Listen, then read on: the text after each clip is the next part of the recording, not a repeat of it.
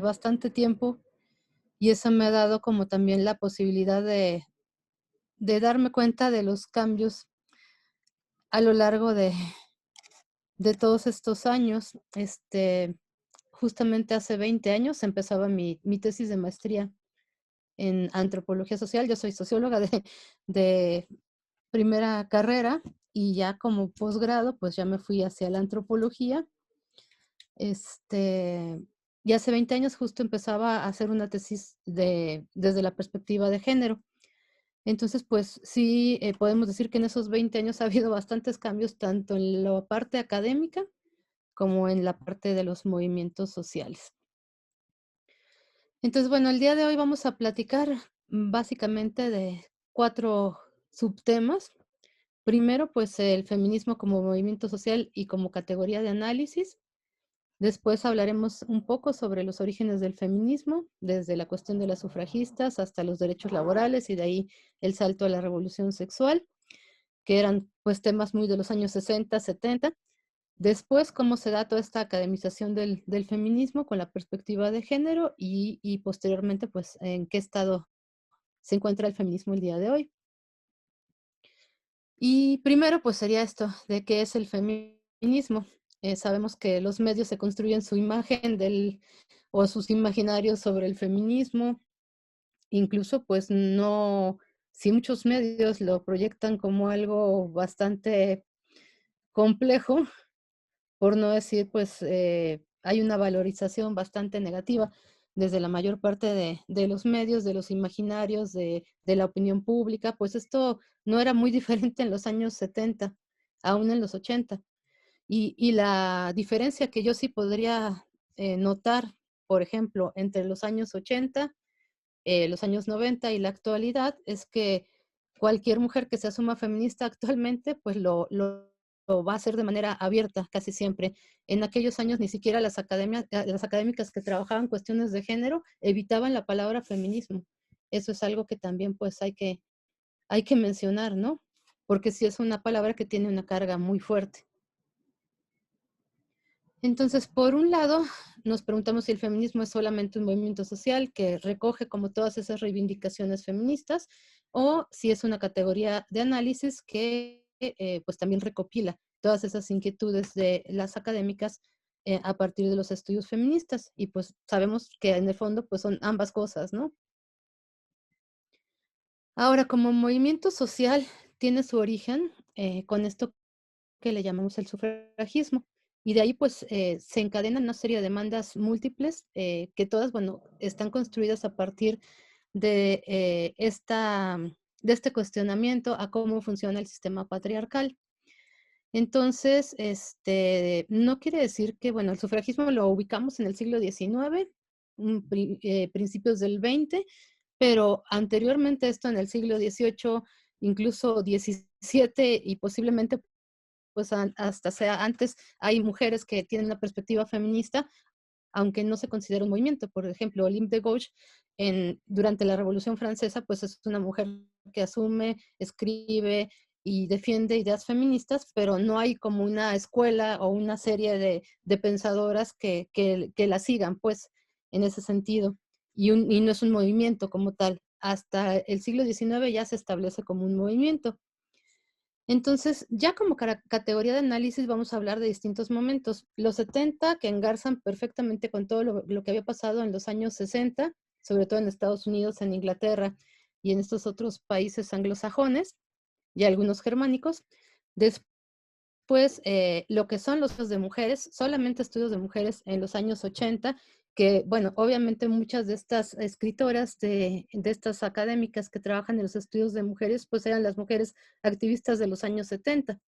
Entonces, por ahí vamos a encontrar a Joan Scott y a Gail Rubin y a muchas otras más, que después, ya en los años 90, pues van a desarrollar los estudios de género.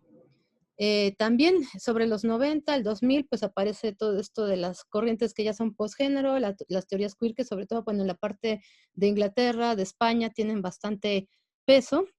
Y de manera reciente, pues todas estas respuestas que recogemos a partir de estos feminismos post y decoloniales, sobre todo los decoloniales, son aquellos que se conciben como periféricos y que le dan la voz a las mujeres que no pertenecen a las academias blancas, que no son burguesas, y esto es bien interesante porque, bueno, de ahí se derivan muchísimos tipos de feminismos, aunque, bueno, digamos que el feminismo es como la bolsa que recoge toda esta forma de pensamiento, pues hay diferentes matices. Entonces, por ejemplo, los feminismos negros van a ser muy diferentes.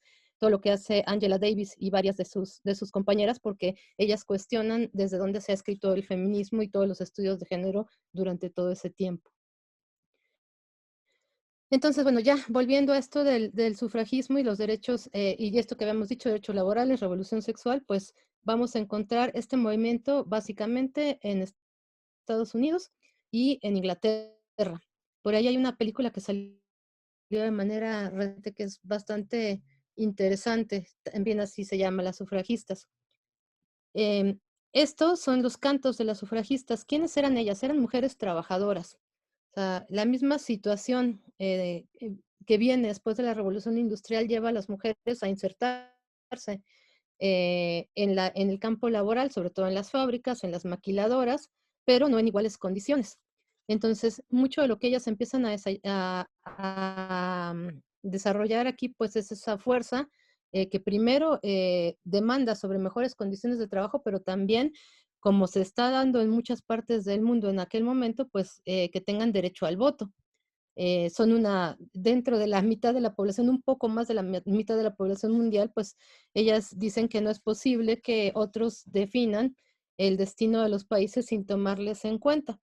Les quería enseñar, bueno, esta es la versión del mismo disco, solo que es una versión española, y es bien interesante. Esta es una edición que salió en los años 80, pero más interesante que los cantos, pues son un folleto que viene adentro, así como es como un tipo fanzine con las letras, pero también con explicaciones de cuáles eran las demandas de esas mujeres, qué estaba pasando en los congresos de los países, qué quería decir cada una de las letras, vienen traducidas al castellano. Entonces, bueno, es bien interesante. Fue un movimiento pues único en la historia y tuvo bastantes logros. ¿Qué más logró? Pues que lograr ese voto deseado, ¿no?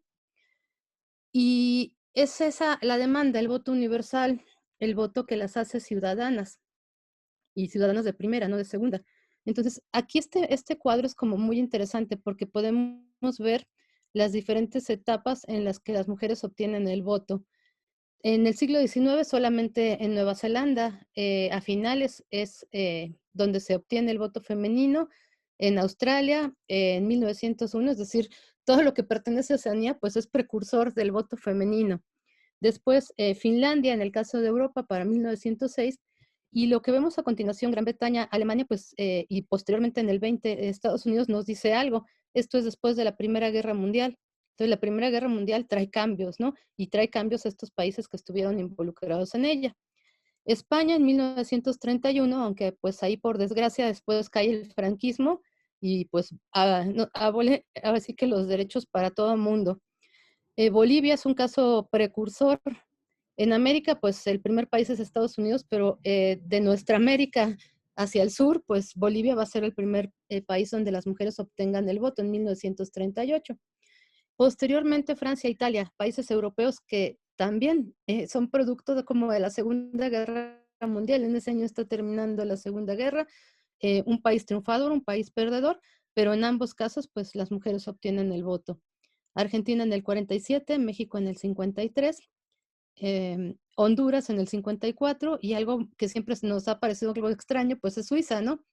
Este país que nos han vendido siempre como tan neutral y bueno, donde sabemos que también hay un lavadero de dinero tremendo, es el lavadero de dinero del mundo, pero pues que la equidad en tanto la cuestión del voto universal se haya dado hasta los años 70, pues es bastante, llama bastante la atención. Sin embargo, eh, las sufragistas no se quedan solamente en esto, porque ahí el pendiente histórico no solamente es poder elegir, sino también ser elegidas. Y sabemos que esto actualmente, por ejemplo, en el caso de México, la legislatura que corre en estos años, pues es la primera que tiene paridad de género. Y eso es como muy, muy llamativo. O sea, imagínense desde que se firmó la Constitución de 1917, que ahorita podamos hablar apenas en el 2020 de un 50-50, y que claro, esto no quiere decir que las mujeres que estén ahí pues también sean feministas y quieran cambiar las cosas y todo, ¿no? Entonces, bueno, hay bastantes pendientes históricos todavía. Y esto lo estamos viendo pues a nivel federal, pero ¿qué pasa en esta célula mínima que es el municipio? Ahí hay un rezago histórico tremendo. Dice Alejandra Mazzolo que es algo así como ni siquiera el 14% de mujeres las que gobiernan municipios en toda América. Entonces, bueno, creo que pues esas cifras nos dicen bastantes cosas. Y otra demanda ligada a esta, pues son las mejores condiciones laborales. Como ustedes saben, en el siglo XIX, sobre todo pues en Estados Unidos, se da todo esto del movimiento anarquista en Chicago, el caso del Haymarket y todo esto donde se enfrentan los grupos anarquistas a la policía y bueno, de ahí surge por primera vez esto del 1 de mayo como Día Universal del Trabajo, ¿no? Como Día Internacional del Trabajo. Entonces, una de las demandas que había ahí primero, pues era que se regulara el trabajo de niños, que pues era una explotación abierta totalmente, actualmente pues sigue existiendo, y otra que a las mujeres y a los hombres se les pagara de igual manera por trabajo efectuado de igual manera. Entonces, esta es una de las demandas fundamentales. Y pues ahí vamos a encontrar distintas etapas históricas. Esto es durante la guerra, sobre todo para cuestiones de maquila, pues siempre se ha empleado mano de obra femenina. Sin embargo, pues las cosas en la actualidad en el mundo no han cambiado. Ya a esto le vamos a sumar un concepto de Mabel Burin, que es el techo de cristal. Y ahorita vamos a referirnos un poquito a esto. Por acá nos dicen las cifras que la aportación de las mujeres al trabajo mundial es algo así, es que aquí no alcanzo a ver con la pantalla. Si alguien me ayuda leyendo esa parte, por favor. La aportación de las mujeres al trabajo mundial es del 52%, pero ganan 24% menos que los hombres y apenas ocupan el 25% de los cargos administrativos y directivos. Muchas gracias, Eduardo. Pues acá eso es importante porque si es la mitad de la mano de obra de trabajo, pero esa ganancia del 24% es a nivel mundial. En los distintos países, pues algunos más, algunos menos. Y el otro dato nos lleva a hablar de esto que se llama techo de cristal. Se refiere a los puestos más altos. Esos puestos más altos están así, son como un embudo. Es dificilísimo llegar a ellos y lo vamos a encontrar pues en los campos más importantes del espectro sociocultural. O sea, obviamente la parte de la empresa, toda la parte de la producción, la parte de la ciencia, la parte del arte incluso y la parte de la tecnología. O sea, cada vez se va achicando más y el costo por llegar a esos puestos altos es altísimo también. Entonces creo que esta cifra pues nos dice algo. Déjenme ver si les puedo pasar este video. ¿Sí se ve? Le voy a poner subtítulos porque realmente vale la pena escuchar lo que dice este señor. Esta es una declaración que se hace apenas hace algunos años, unos 4 años más o menos, en el Parlamento Europeo. Como ustedes saben, en el Parlamento Europeo, pues hay gente de la Unión Europea. Este señor, pues es un representante, es un diputado, es un representante, incluso se quiere lanzar para presidente de su país y demás. A ver si ahí se pueden ver los subtítulos. The first place of women. Se ve la pantalla gris y soy la única. I can tell ¿Se you, ve gris? 800. Sí, se escucha el audio, pero Do no you se know ve how nada. many Sí, sí, se women ve gris. are in the first No se ve 100 nada. chess players? Oh, I tell you, no one. déjenme ver And porque aquí of sigue course, esto. Es que creo que lo que tengo que hacer es compartir la pantalla en esto. Creo que por ahí va la cosa. Entonces, a ver, ya no puedo compartirla, dice.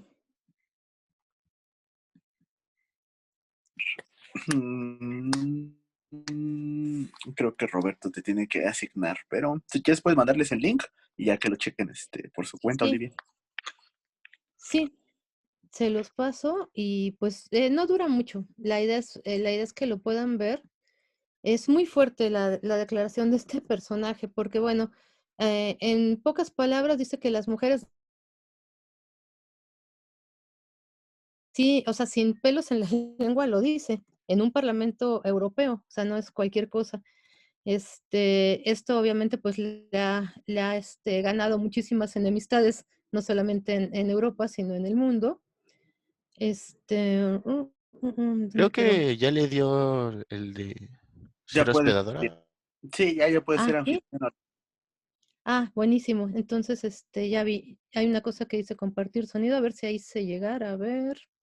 Ustedes me dicen, si no, ¿se ve ahí? Sí, ya se Sí. ve. A ver si se ve y se escucha. Entonces le voy a regresar tantito. Theoretical physics Olympiad, the first place of women, of girls. I can tell you, 800. Do you know how many women are in the first 100 of chess players? I tell you, no one. And of course, women must earn less than men because they are weaker, they are smaller, they are less intelligent, and they must earn less. That's all. Dankeschön. Bitte schön, Frau. Entonces, bueno, Theoretical esto physics. no es del siglo antepasado, es de hace 4 años. Entonces, además, pues en un foro, como decíamos, mundial y demás, ¿no? Creo que se me regresó la exposición. No, ahí está. Entonces, pues además, el señor está como muy mal informado porque, sí hay entre entre los 100 mejores jugadores de ajedrez mujeres, por alguna cuestión, ahí está. Él dice, ¿sabe cuántas mujeres hay entre los 100 primeros jugadores de ajedrez? Se lo diré ninguna. Por supuesto, las mujeres deben ganar menos que los hombres porque son más débiles, más pequeñas y menos inteligentes. Pero pues este señor no conoció a las hermanas Polgar, estas hermanas que pues sus padres los educaron de manera autodidacta, ellas no fueron a la escuela, pero él les daba clase de geografía, les enseñó a jugar ajedrez y muchas cosas más, y 2 de ellas han sido campeonas mundiales. Y además, bueno, se dedican a enseñar a muchísima gente más, ¿no?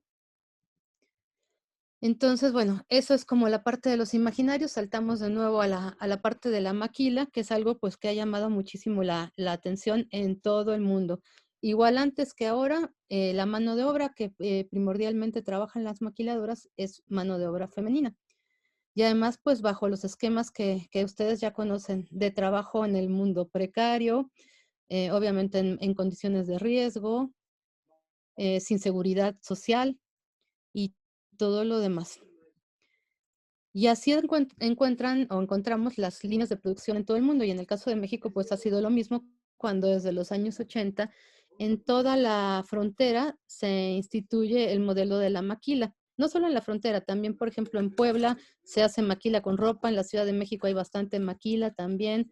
Casi todos los electrónicos y todo eso, pues sí están más situados al norte, pero saben que el esquema de trabajo es terrible, o sea, las mujeres no pueden ir al baño cuando ellas quieran, a veces los baños tienen puertas abiertas para que no se tarden, y se prende un foco, o sea, realmente pues son condiciones infrahumanas. Muchas de ellas a los 25 años después de estar trabajando con químicos, pues ya están para jubilarse. Les deshacen la vida dentro de las maquiladoras. Y sobre todo, pues las condiciones de trabajo de riesgo. Aquí tenemos algunos casos que han sido, pues deberían de ser muy mencionados en la historia y que desafortunadamente pues pasan y como si no hubiera pasado nada, ¿no? El primero es en 1911 en Nueva York, el del Triangle Shirtwaist, donde las mujeres que trabajaban en una fábrica de tela, llega casi la hora de la salida y de repente pues empieza un incendio y la gente que pues se encarga de la seguridad, en lugar de habilitar salidas de emergencia que pues no había para ese momento, cierra las puertas por temor a que se fueran a robar la maquinaria.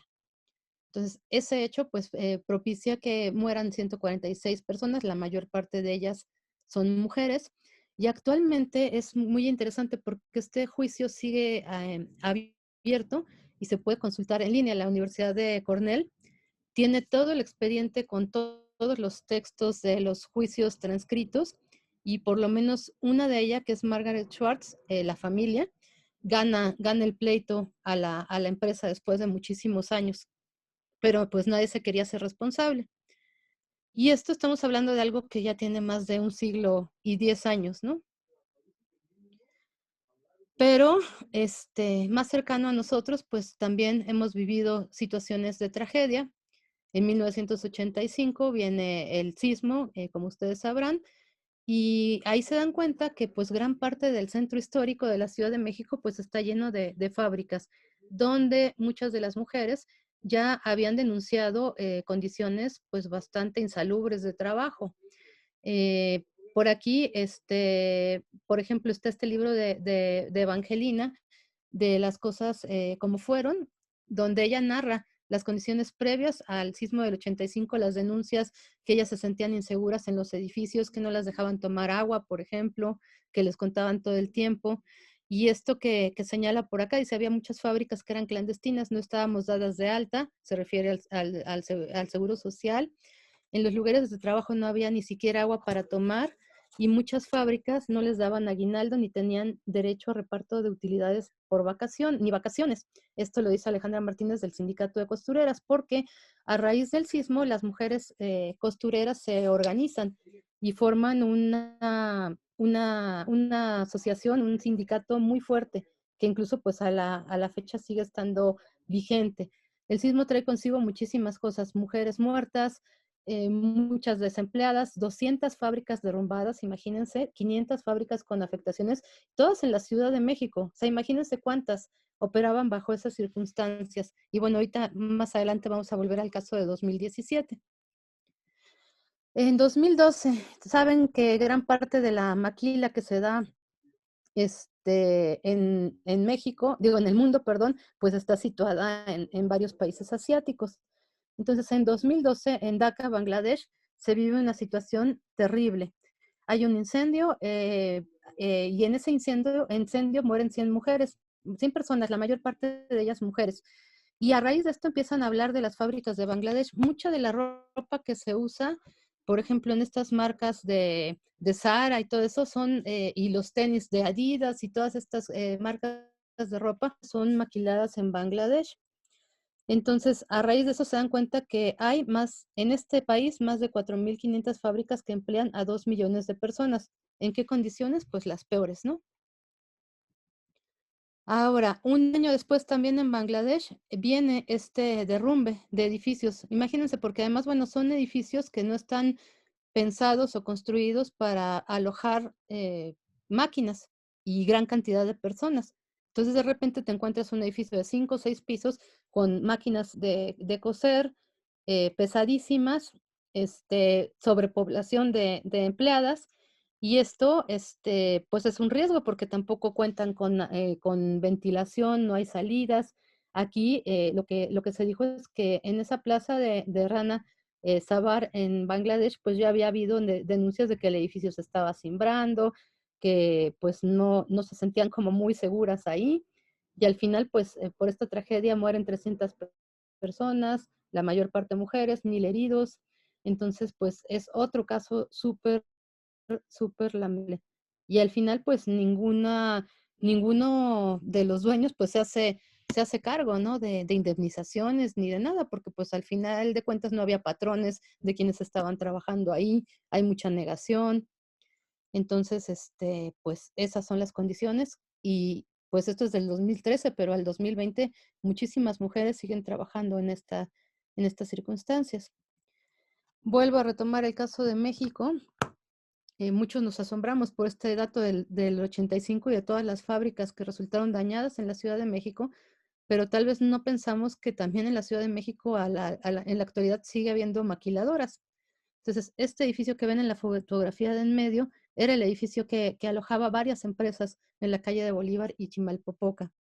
Incluso muchas de las mujeres contratadas, pues no eran mujeres que tuvieran papeles como eh, ciudadanas mexicanas, ¿no? Eran inmigrantes que venían incluso de Asia y no contaban con documentación. Se dice que fallecen 22 personas, pero pues eso es muy difícil de saber por lo mismo. Además, pues toda digamos, el cerco que se hace informativo alrededor de esto, no se sabe cuántas personas trabajan incluso en estos días en situaciones similares, en edificios, pues en fábricas que puedan en algún momento colapsar. Y vemos que las condiciones laborales de las mujeres en el mundo, como decíamos hace un momento, pues no son las mejores. Aquí vemos las perspectivas sociales y el empleo en el mundo, que es un documento que por ahí hacen varias organizaciones, entre ellas el Banco Mundial, donde se menciona en el 2018, en lo general, en el mundo, que las mujeres no solamente tienen menos probabilidades de participar en el mercado de trabajo que los hombres, sino que las que sí participan tienen menos probabilidades de encontrar empleo.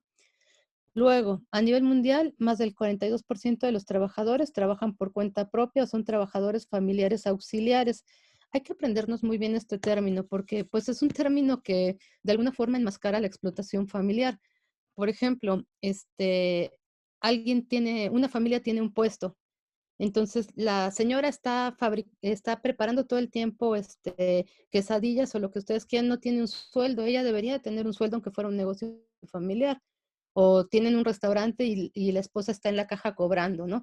La esposa, los hijos, porque son parte de la familia y se les explota. Entonces, casi siempre en este esquema familiar de trabajo, las mujeres tienen 2 veces más probabilidades de ser trabajadoras familiares auxiliares. Luego, entre las mujeres hay mayor probabilidad de una carrera más breve o con interrupciones. Y esto otro que dice la OIT es en desarrollados, emergentes y en desarrollo, se observa que las mujeres ganan en promedio el 20% menos que los hombres. Y bueno, y esto no, incluso en la encuesta de empleo que ustedes pueden consultar en el INEGI, van a encontrar cosas similares. Uno puede decir, en México no pasa eso, o quién dice, o pues ahí están las cifras, ya están las estadísticas, ¿no? Ahora, esto llevó a muchas mujeres, en el caso de México, a organizarse a través de sindicatos y frentes. Casi poco se ha trabajado en la historia sobre esto. O sea, muchos de los sindicatos que ustedes conocen, sobre todo los de las universidades, tuvieron un componente feminista muy importante. Los sindicatos de trabajadores en general, por ejemplo, esta coalición feminista en torno a la lucha por el aborto libre y gratuito contra la violación y por la protección de las mujeres golpeadas tiene un nombre larguísimo, pero surge en 1976. O sea, estamos hablando de casi 40 años, ¿no? Cuando nadie tocaba el tema del aborto en México, ¿no? Está el Frente Nacional por la Liberación y Derechos de la Mujer del 78, el sindicato de Telmex, donde las telefonistas tienen un papel fundamental, médicas, enfermeras residentes que también pertenecen al sector salud, que también forman sus organizaciones, el sindicato de la educación, aquí mencionábamos también la coordinadora, perdón, mencionábamos también las costureras, el movimiento que se empieza a hacer en las maquilas desde los 90 y uno de los más recientes, digamos, aunque también ya tiene sus años, pues es el de sobrecargos. Entonces, sí ha habido presencia de mujeres y con reivindicaciones feministas en muchos de estos sindicatos. Y bueno, de ahí saltamos de la parte del trabajo a la parte del cuerpo, que esto también muy importante, demanda desde los años 60 y 70, sobre todo en los países anglosajones, europeos también, ¿no? Cuestiones sobre el aborto, ya vimos que aquí ya desde los 70 había un grupo, tal vez no muy numeroso, pero pues sí significativo, y sobre todo en Estados Unidos, pues es un movimiento que empieza a cobrar muchísima fuerza desde los años 60.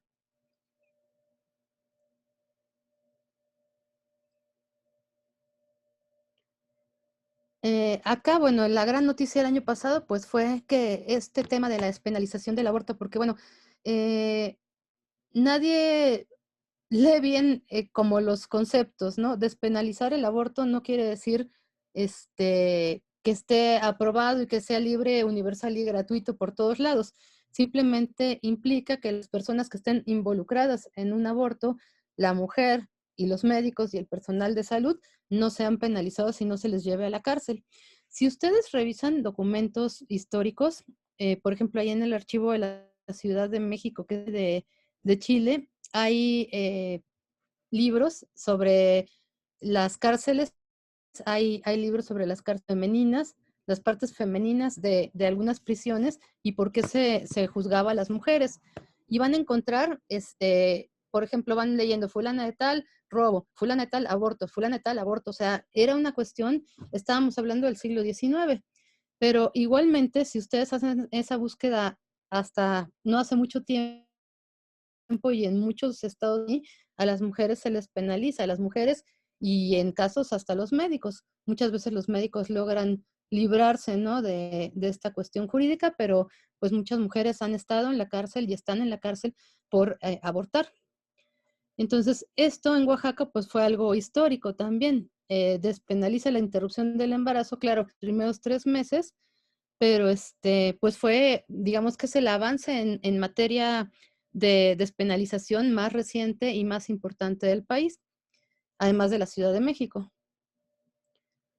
Entonces, si vemos, bueno, hay un poquito esta cuestión del aborto, están los derechos políticos, laborales, los derechos para el cuerpo y la libre elección, y más adelante, pues volvemos a tomar esta cuestión del aborto. Entonces, bueno, ya respecto a la academización del feminismo y a la perspectiva de género, vamos a hablar a grandes rasgos, bueno, como lo que han planteado distintas autores y autoras sobre esta cuestión de qué es el género. Posiblemente no profundice mucho en esto, simplemente pues desde los años 90 se hace una distinción entre sexo y género. Por ahí Gail Rubin se habla de un sistema sexo-género donde el género pues se fundamenta, cuando es una categoría cultural, la fundamentan en una cuestión biológica para hacerla inamovible.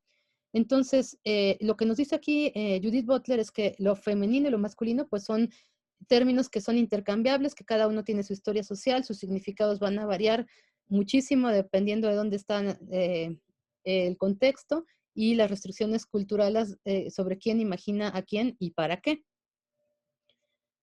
Entonces, esta cuestión de género pues sería más bien eso, son reconocerle como suerte de categorías socioculturales, la asignación de categorías y también pues lo que conocemos como identidad de género. Entonces, bueno, una de las autoras que más desarrolló esta parte de la categoría de género como construcción sociocultural fue Joan Scott, sobre todo desde la parte de la historia. Hay una traducción que hizo el Fondo de Cultura recientemente a la cuestión del género en la historia de Joan Scott, pero también el Fondo de Cultura publicó algunos libros sobre todos estos estudios de las mujeres que se habían editado en los años 80 y los tradujeron al español. Entonces, para Joan Scott hay un elemento y un componente fundamental dentro de las relaciones de género, y esto es que estas diferencias que se basan o que distinguen a los sexos, como los han nombrado, tienen tras de sí relaciones de poder. Entonces, la categoría de género devela esas relaciones de poder.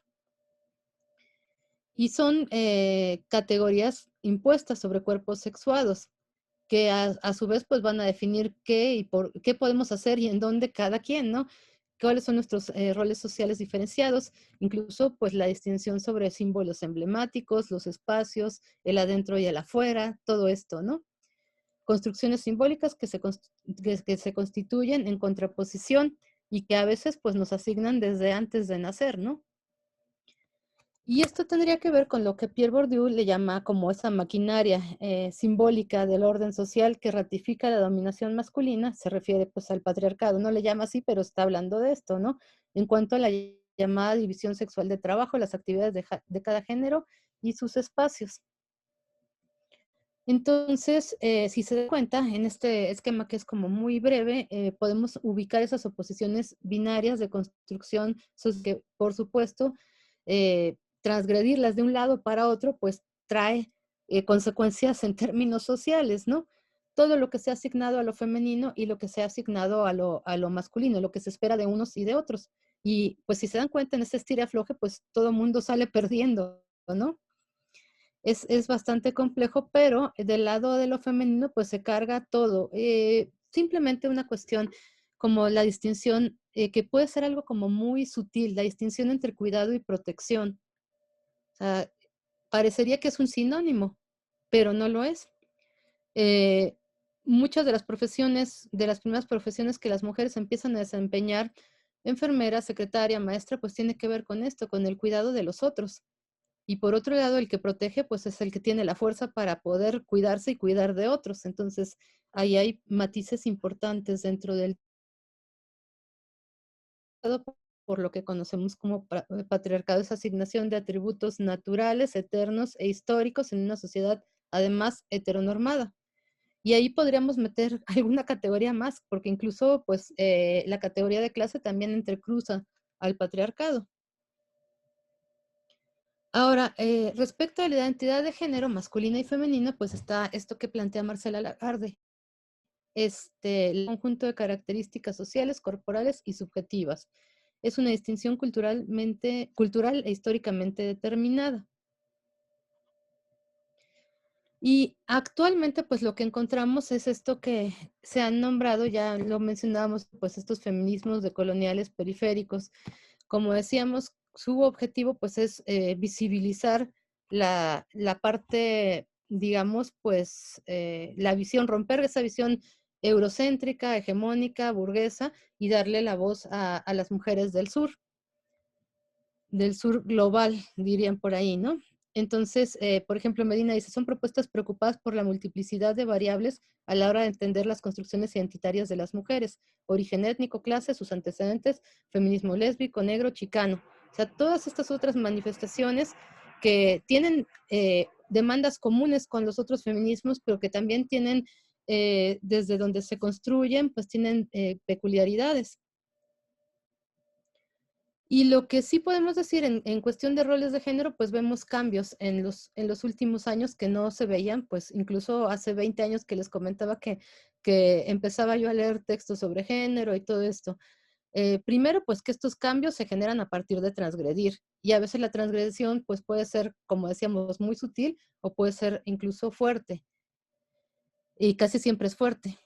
La desestructuración de la identidad femenina y masculina heteropatriarcal, la deconstrucción y construcción de una nueva cultura, las identidades binarias cambiadas, las transformaciones genéricas y de la sexualidad, esto que decía Judith Butler del deshacer los conceptos normativos de la vida sexual y del género, romper con el principio de la sexualidad organizada al servicio de las relaciones reproductivas, que creo que esto pues las nuevas generaciones ya lo ven con mayor seriedad. O sea, no es, la sexualidad no debe estar al servicio de las relaciones reproductivas, puede serlo, pero no es obligación reproducirse, y esa es una de las demandas que también han tenido algunos feminismos, no todos, porque también hay feminismos maternalistas. Y por otro lado, ese reconocimiento del parentesco como monopolio de la heterosexualidad. O sea, ya no es así. Y esto ha causado, pues sobre todo en los sectores más conservadores, pues muchísimas quejas, ¿no? Y bastantes conflictos. Pero sabemos que como cambios históricos, pues esto lo podemos ver en generaciones, no es algo que se dé de manera inmediata. Y bueno, retomar este manifiesto Cyborg de Donna Haraway, que escribe en el 84, donde dice que la conciencia de género, raza o clase es un logro forzado en nosotras por la terrible experiencia histórica de las realidades sociales contradictorias del patriarcado, del colonialismo y del capitalismo. Lo que vamos a encontrar en los últimos textos que se escriben sobre género y sobre estos feminismos, pues es que justamente no se concibe al patriarcado lejos de ese esquema del mundo capitalista actual, de las colonizaciones. Entonces, pues realmente pues esto le da como un contexto mucho más hondo que explorar. Y bueno, para llegar a esta cuestión del feminismo el día de hoy, primero preguntaríamos qué entendemos por feminismo hoy en día. Yo creo que si hacemos esta pregunta en la calle, pues podemos encontrar cualquier tipo de respuestas y no necesariamente lo que quisiéramos aprender. Dos, existe una agenda feminista en México, que eso también es importante. Y tres, ¿qué demandas se hacen presentes desde el feminismo en México como movimiento social? Entonces, yo creo que sí, lo que ha ocurrido en los últimos 3 años al menos, pues ha sido muy significativo. O O sea, a nivel, sabemos que la tendencia de muchos movimientos sociales es justamente pues la globalización de los mismos, ¿no? Mundializarse. Esto lo hemos visto de manera muy clara y no ahorita, sino hace bastantes décadas, sobre todo de movimientos ecologistas. Pero en el caso del feminismo es en el 2017 cuando muchos de los países pues, se manifiestan justamente ese 8 de marzo por las condiciones laborales. Es decir, ese tema de la mujer trabajadora que parecía cosa del pasado que mencionábamos hace un momento, las condiciones y todo, pues vuelve nuevamente a la agenda mundial. Es muy interesante ligarla con cuestiones de violencia y con otras demandas locales. Pues una serie de carteles que promovieron el paro del 8M en todo el mundo, no solamente en países de habla hispana. Encontramos, bueno, obviamente en España, en Bolivia, por ahí creo que también, sí, en Bolivia subió un cartel, en México, en muchos lados más. Entonces, ¿cuáles son las demandas? Y lo más interesante en un cartel, pues es siempre leer qué hay detrás de este cartel. Obviamente sí se habla de cuestiones de trabajo, pero sobre todo se habla de feminicidios. Por ejemplo, en el caso de Bolivia se toca el tema del feminicidio, de la despenalización del aborto, de la violencia, de todo esto que ya veníamos comentando hace un momento más. Entonces se habla, en todos hay una marca de la violencia sobre las cuales pues las mujeres están denunciando. Y bueno, volviendo a esto del aborto, pues vean el tema a nivel mundial, pues no deja de ser un tema muy importante. ¿Cuántos países conciben que es posible tener, aquí lo de México, ahorita lo vamos a ver un poquito más en grande porque no se matiza muy bien, pero hay países que tienen restricciones, hay países que consideran razones socioeconómicas que son, pues ni se ven en el mapa casi, y en otros pues no está disponible la información. Para el caso de México, sabemos que está despenalizado desde el 2007 en la Ciudad de México, lo de Oaxaca del año pasado que comentábamos, pero hay algunos estados donde se está discutiendo actualmente en los congresos locales. Coahuila, por ejemplo, Quintana Roo. El caso de Guanajuato y Michoacán, pues que son bastantes reacios a tocar el tema y allá parece que pues más bien en lugar de dar pasos hacia adelante, pues se dan pasos hacia atrás. Obviamente el Estado de México, y por ahí, bueno, hay algo que no menciona el mapa, pero que es importante. Solamente en Yucatán el aborto permite cualquier tipo de razón y sobre todo las razones económicas, y eso no se replica en otros estados del país. Eso quiere decir que si una persona tiene ya varios hijos y pues tiene una condición económica deplorable, puede recurrir a instancias públicas para que se le practique el aborto y no le tienen que cuestionar absolutamente nada.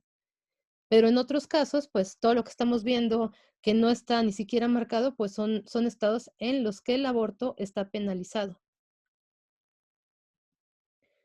Y obviamente, pues en México, pues sigue siendo una demanda totalmente vigente. Perdón.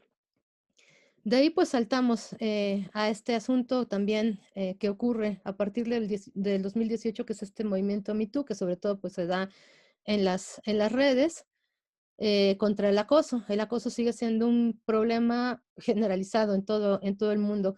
¿Y cómo lo hemos vivido en las universidades? Eso es importante porque ahora pues vemos de manera reciente que se demandan protocolos de género, pero también protocolos que se lleven a cabo, porque muchas universidades los han trabajado, pero en el momento en que se enfrentan a un profesor, a un compañero, alguna persona que es agresor, pues tienen precaución en no dañar sus intereses y no los de la víctima.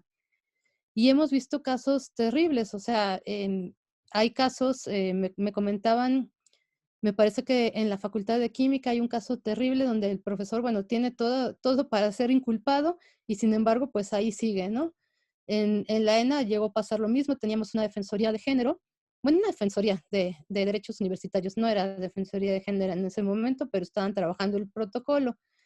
Se dio un caso también de una violación Y, ahí digamos, el promotor de la defensoría, lo que le recomendó a la chica es que ella mejor, pues, ya no se presentara a la escuela hasta que el chico, pues, terminara sus estudios, ¿no? Así ella no iba a tener problemas.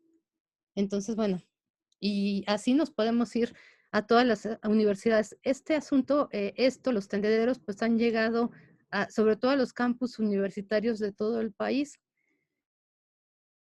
Y obviamente, esto es, como decíamos, pues una cuestión que tiene que pararse en seco. Entonces, tal vez a mucha gente, pues no le guste los medios, silencio, ¿no? Y no solamente años, hay generaciones.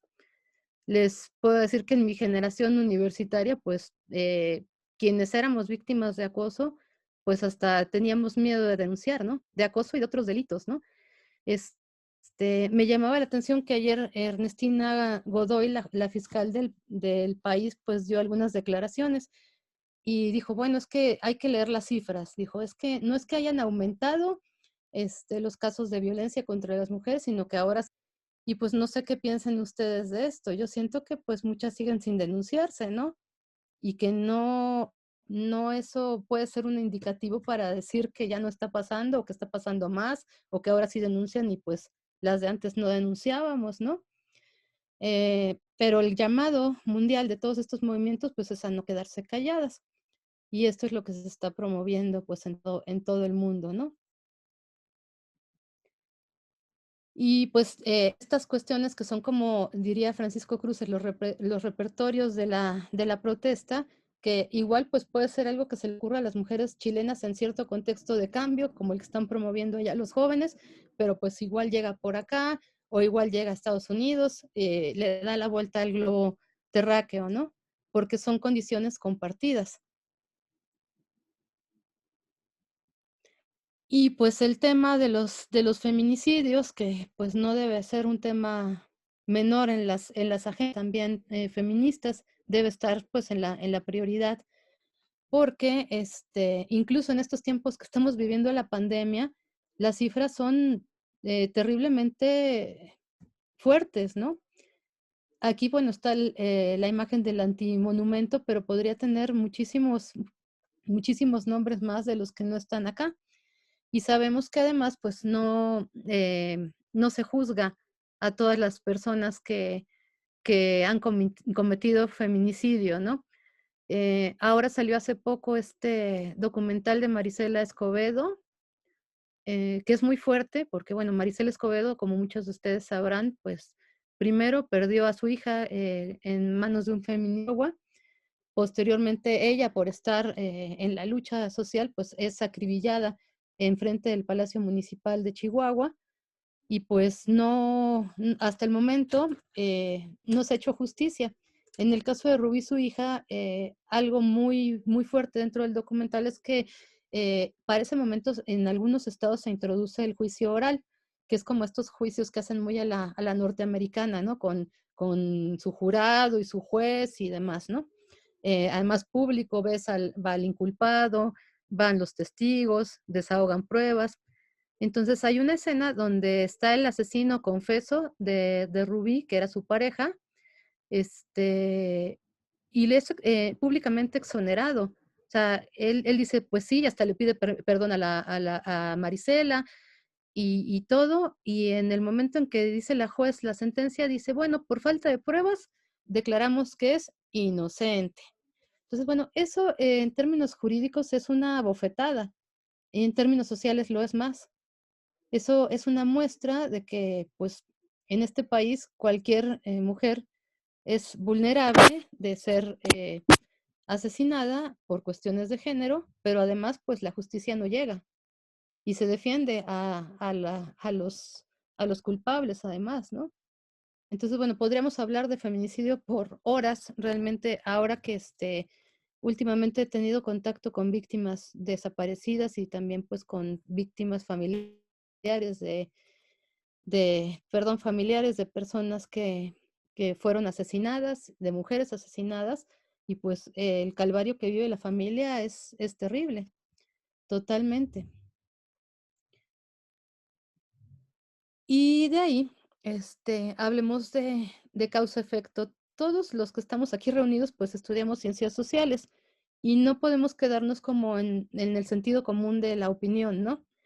Si nosotros vemos un monumento afectado, este, posiblemente mucha gente pues vea como el efecto y no la causa.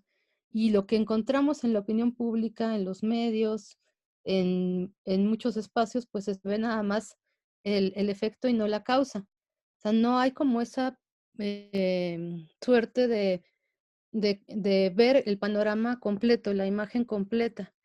Entonces, esto, cuando vemos este monumento, pues nos puede decir muchas, muchas cosas, ¿no?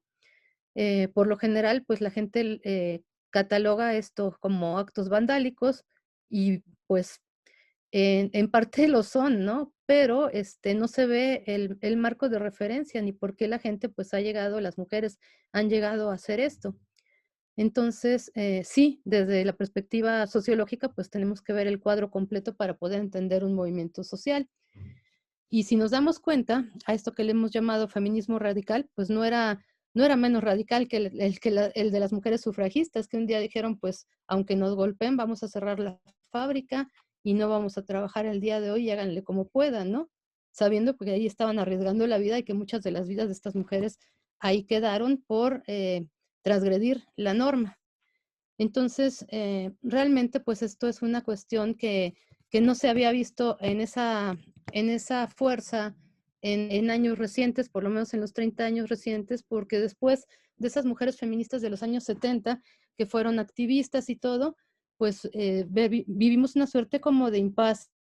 Sí están los movimientos de madres de mujeres que han sido víctimas de feminicidio, de secuestro, de todos estos crímenes de violencia contra las mujeres, pero no veíamos como una reacción de este sector amplio de mujeres, más allá de las demandas como muy, muy concretas, ¿no? Como decíamos, las costureras o ciertos, las mujeres que eran telefonistas y todo esto, ¿no?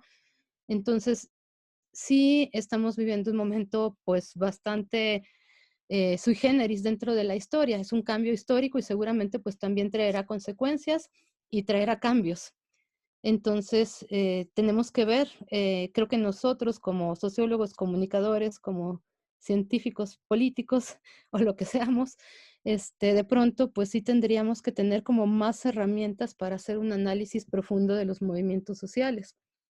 Entender sobre todo cuáles son las demandas, cuáles son los repertorios de la protesta, como decimos, y al final mucha gente pues en las redes y todo eso pues critica, eh, de alguna forma pues descalifica y también pues los que no critican ni descalifican tienen como poca fe en que las cosas puedan cambiar.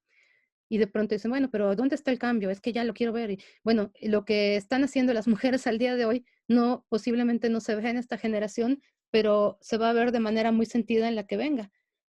Porque para que yo fuera, ustedes fueran a la escuela, pues las mujeres que venían antes de nosotros tuvieron que romper con ciertos cánones y con ciertas cosas. Entonces, seguramente esto que está pasando el día de hoy, pues también en algunos años traerá esos cambios, ¿no? Eso pues ya lo estaremos analizando más adelante si nos toca verlos. Entonces, pues al final nos damos cuenta que sí, efectivamente, pues hay muchos feminismos, aunque todos ellos, pues lo que buscan es socavar el sistema patriarcal. Hay un debate sobre la igualdad y la diferencia, eso también es importante. No todas las feministas dicen que están a favor de la igualdad, hay muchas que están reivindicando desde los años 80 también la diferencia y sobre todo, pues muchas ya no hablan de igualdad, sino de equidad. Luego viene esa reafirmación y continuidad de avances históricos en derechos políticos, laborales y reproductivos.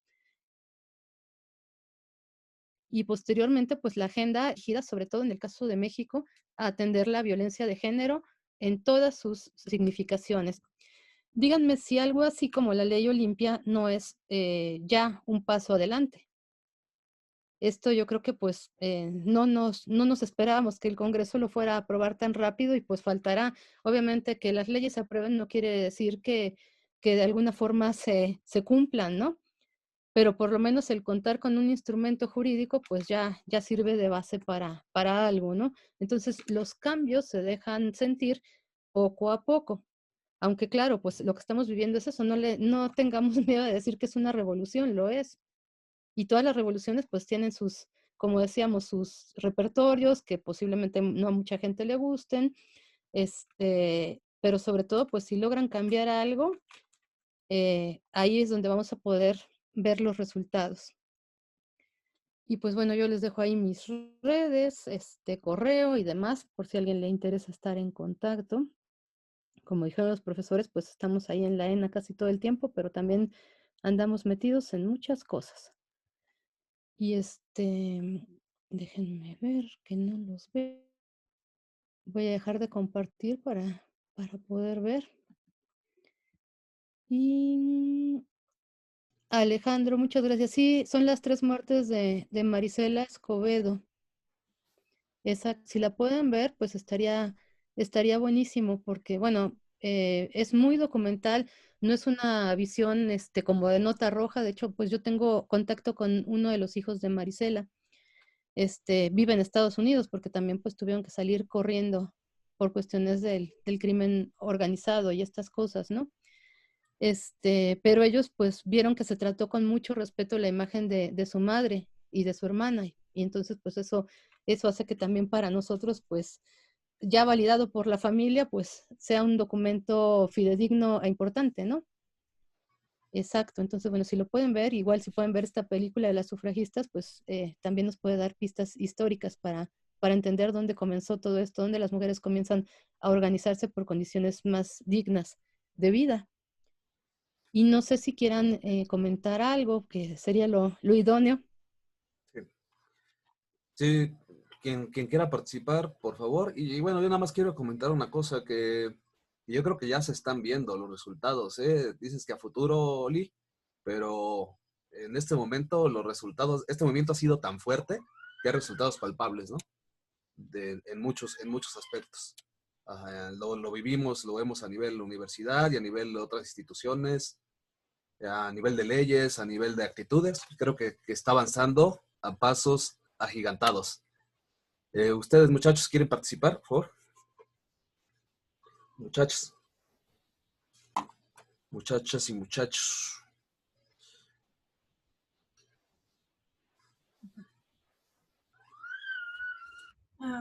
Bueno, algo súper leve, ¿no? Ahorita que mencionaban de los cambios, y incluso más allá de los palpables, ¿no? A mí me ha sorprendido muchísimo. Bueno, yo resiento de mis primeros acercamientos al feminismo, lo conocí más como tal cuando entré a la universidad, ¿no? Y fue como, ha sido este transcurso, ¿no? Yo creo que este paso a la universidad para mí fue como conciencia de clase, conciencia de género, empezar a ver todo con nuevos ojos, ¿no? Pero fue algo que se me dio hasta esta etapa y que sigue en proceso. Sin embargo, a mí me sorprendió muchísimo porque tengo una sobrina, nos llevamos pocos años, ella tiene 15. Y de repente ella, parte de su secundaria, se empezó a ver envuelta en todo esto, ¿no? Y no solamente ella, sus amigas. Ahorita que también igual entró a la prepa, parte de estos cambios lo veo en ella, ¿no? Parte de estos cambios en que verme a mí a su edad de esa forma era casi inconcebible, ¿no? Y sin embargo, verla así, que recuerdo cuando fue justamente el paro de las mujeres, su director se había puesto en una de aquellas, ¿no? Y salió con todas sus compañeras y con todas sus maestras. O sea, fue algo que a mí simplemente me dejó muy sorprendida, ¿no? Y no solamente ella, o sea, como otros estragos, a eso me refiero también como que los cambios que se viven y se sienten, y para mí es algo muy, muy bonito, ¿no? Ella como que trata de acercarse a mí, me ve más como autoridad y es como, no, o sea, es que estamos igual, las dos nos estamos descubriendo en esto y en realidad yo la admiro muchísimo, ¿no? Creo que si no tuviera yo una figura tan cercana como ella, no podría darme cuenta de estos cambios en las nuevas generaciones, ¿no? Y que es algo fuertísimo y de lo más palpable. Gracias, Cintia. Sí, muy valioso y sobre todo eso, pues las más jóvenes traen todas las pilas, ¿no? No están dispuestas a tolerar todo esto que las generaciones anteriores, pues vivimos como algo que parecía ser algo que no se cambiaba, que eran como nuestra condición y que le teníamos que aceptar además, ¿no?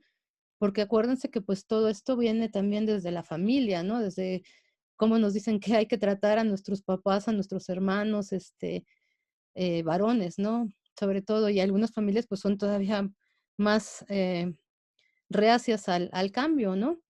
Pero muchas familias mexicanas, pues podríamos hablar de cambios generacionales tales como en la generación de mi madre, que es la generación del 68, pues muchas de ellas, como mi madre, pues salieron a las calles y todo esto en el movimiento estudiantil, pero en casa tenían que seguirse portando como las niñas bonitas, las niñas que no rompían un plato, incluso hasta la ropa se les controlaba, o sea, muchas de las chicas de la generación de mamá se metían cuando iban a las marchas a un Sanborns o a un restaurante a cambiarse la falda y ponerse un pantalón y salir con el pantalón a la marcha, o sea, algo que podría ser algo tan absurdo. Si uno quiere ahora se pone una falda o un pantalón, pero en ese entonces ponerse un pantalón no era como muy común en las mujeres. Y estamos hablando pues de la última etapa del siglo XX. Entonces sí hay cambios y como dice pues también el profesor Roberto, algunos se empiezan a sentir, pero lo que sí estamos conscientes unas y otros, pues es que hay un largo trecho por recorrer, ¿no? También a mí me parece bien interesante los estudios que se hacen sobre masculinidades. Me encantan, así me gusta mucho porque conocemos también qué está pasando por allá, que no es fácil tampoco, ¿no? Entonces también los cambios se tienen que impulsar desde ahí, ¿no? Desde esa conciencia. Tú tocaste esa palabra fundamental que es la conciencia. Así como generamos una conciencia de clase, pues también tenemos que generar una conciencia de género, ¿no? Desde dónde estamos parados y paradas todas, ¿no? Y eso es bien importante, o sea, por supuesto que pues a mucha gente no le cae como la idea de que esto no tiene 2 años, estas demandas no tienen 2 años, tienen muchas generaciones. Ahorita lo que estamos viendo, pues es así el punto de quiebre, ¿no? Dentro de todo esto, pero en realidad, pues son las demandas que mi abuela cayó, las que mi mamá tampoco dijo, las que yo pues acepté de alguna forma y las que las nuevas generaciones dicen hasta aquí llegó, ya estuvo, ¿no? Entonces, es necesario hacer como ese balance histórico para saber dónde vienen las cosas y sobre todo, como decíamos, pues ver el panorama completo. No solamente el efecto. Y si se dan cuenta, a nivel cancha, pues la gente solo ve el efecto de las cosas y se horroriza y comenta bueno, no está de acuerdo y cómo es posible, pero no liga una cosa con otra. O sea, a mí me han criticado mucho porque dijeron de pronto, hubo una entrevista que hizo el Heraldo sobre eso, estaban discutiendo si esto que pasa con los monumentos es iconoclasia o no. Entonces, bueno, salían los puristas del lenguaje y decían, no, porque la iconoclasia tiene que ver con las imágenes sagradas y fue un movimiento que se dio en otro contexto y bla, bla, bla. Pero bueno, finalmente, pues sí, con el movimiento, monumento y demás nos lleva a muchas cosas. Pero decían que de alguna forma, pues era la mayor parte de la opinión de la gente en las redes, pues es bastante desfavorable ante esto, ¿no? ¿Cómo es posible que hagan esto? Ya quemaron tal cosa. Y cuando ni siquiera, bueno, por una parte se tiene noción de lo que es el patrimonio, ¿no? No se sabe ni por qué se puso ese monumento, ni quién lo mandó a hacer o quién lo regaló. En muchas culturas han roto muros y monumentos, ¿no? Porque representan partes importantes de regímenes anteriores, ¿no? Que no son compatibles con la realidad actual, o sea, pasa también, ¿no? ¿Y qué furia puede sentir una madre, una hermana de una víctima de una chica asesinada? O sea, yo creo que romper un monumento, pues es lo menos que podrías hacer. Yo no me puedo imaginar. Yo veo el dolor en los otros, pero no lo siento o no lo vivo yo como un dolor mío, ¿no? Pero me pongo en su lugar y digo, pues, o sea, realmente si eso pasara, sería cuestión de romper todo y más, ¿no? Quieres acabarte el mundo, o sea, quieres romper el mundo. Entonces, la gente pues lo entiende mal, ¿no? A mí me dijeron, me pusieron en, en esa publicación que no tenía vergüenza. Dije, bueno, pues prefiero no tener vergüenza, pero sí sensibilidad ante el dolor de los otros, ¿no? Y de las otras. Y sobre todo, pues estar como empapados de lo que está pasando. Negar la violencia no la va a desaparecer. Y a veces, de alguna forma, pues nosotros hemos contribuido a esa violencia. Yo estoy segura que cuando era adolescente seguramente dije un chiste misógino o me reí de algo que no me tenía que reír. Estoy segura, ya después ya digo, ¿no? ¿Qué les pasa? Y todo eso, ¿no? Cuando ya llega la conciencia, como dice Cintia, ¿no? Pero muchos hemos sido cómplices de eso, muchos y muchas. El trabajo es extenuante y, y le vamos a agradecer en algunas generaciones que estén cambiando las cosas. Alejandro dice, los casos de las tragedias que veíamos al inicio me recordó lo sucedido en Culiacán, donde murieron 6 mujeres. Claro, ese caso también fue terrible, de un Coppel, porque las puertas estaban cerradas con llave por un encargado que no estaba en el lugar. Imagínense, o sea, trabajando bajo un candado, como mano de obra esclava, ¿no? Y sin ningún cuidado, exacto, exacto. Y hace poco salieron algunas notas también sobre esto. Así es, Alejandro, y pues ni siquiera sabemos al momento en el que estamos platicando nosotros acá, pues muchos de nosotros desde nuestras casas y todo por la situación de la pandemia, mucha gente le están haciendo ir a trabajar a las fábricas. Entonces es un riesgo más. Es eso, lo que ya estaba en edificios que no sabemos si son seguros, no son seguros, si tienen salidas de emergencia, muchos son clandestinos. Y en cuanto pase alguna tragedia, pues los patrones van a desaparecer, ¿no? No van a dar cuenta siempre se protegen, ¿no? Entonces, esto lo vemos replicado muchas veces, lejos. Pero esas condiciones laborales, pues no han cambiado en gran medida, ¿no?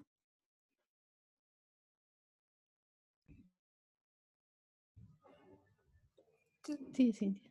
¿Tengo alguien más quiera comentar algo igual primero? Yo iba a mencionar Adelante. algo que a veces uno piensa que está un poco ajeno, nada más Ujú. porque no lo ha vivido o no lo ha como experimentado y cree que uno debe de dejar como de lado ese conocimiento y aislarse, o bueno, no aislarse, sino como que no dedicarle el tiempo que se debe, ¿no? Y ahora con creo que hemos llevado 2 ponencias acerca de feminismo, pues uno se da cuenta que no es algo que, como dijo en la presentación, que no esté pasando, más bien es que no se visibilizaba, y creo que ese proceso de visibilización que ha ocurrido a los años es muy importante y ha sido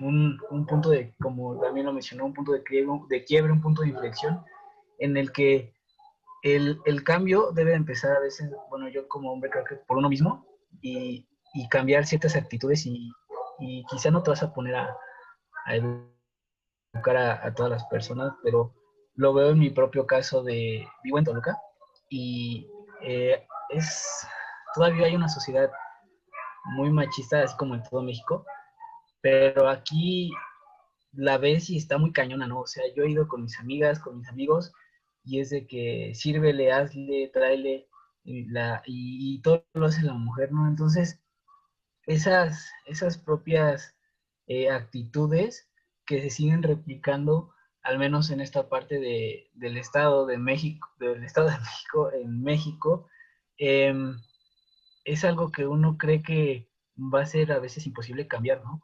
Porque pues mis amigas me han dicho, es que pues así ha sido siempre, así es mi mamá, así es mi abuelita, y pues aunque yo estudie, aunque yo salga de este pueblo, de este lugar, porque a veces no me gusta usar pueblo porque siento que es un poco despectivo, pero me dice, aunque yo salga de aquí, siento que si algún día regreso y está mi hermano y está mi mamá va a decir, sírvele, o sea, y es algo que pues te pone a pensar, o al menos a mí me pone a pensar en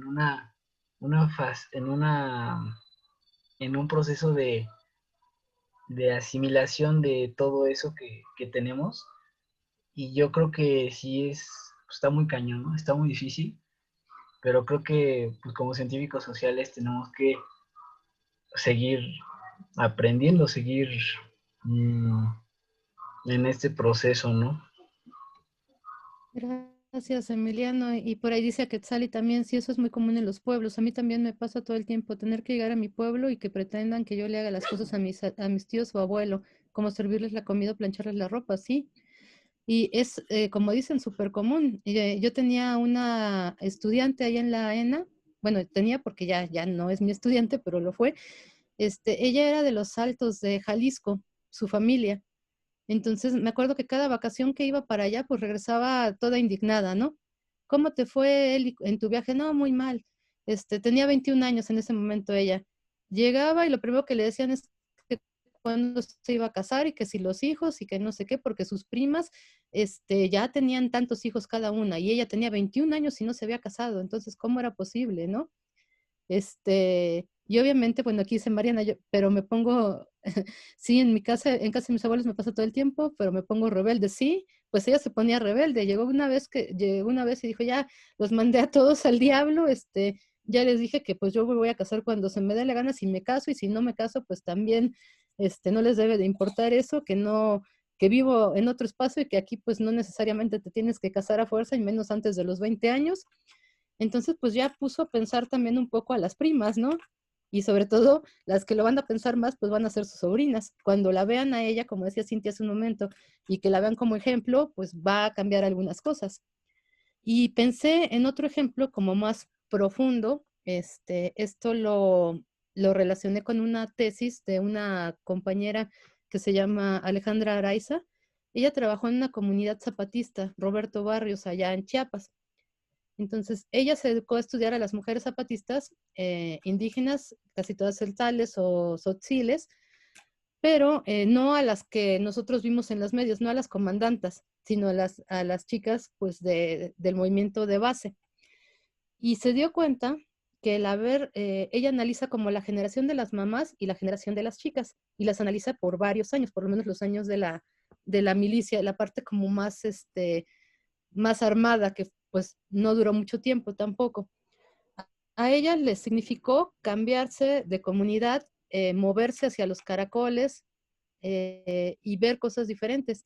Y cuando ellas salieron de la comunidad, rompieron con algo. A ellas las casaban y las casaban con quien quería la familia. Por ellas daban dote.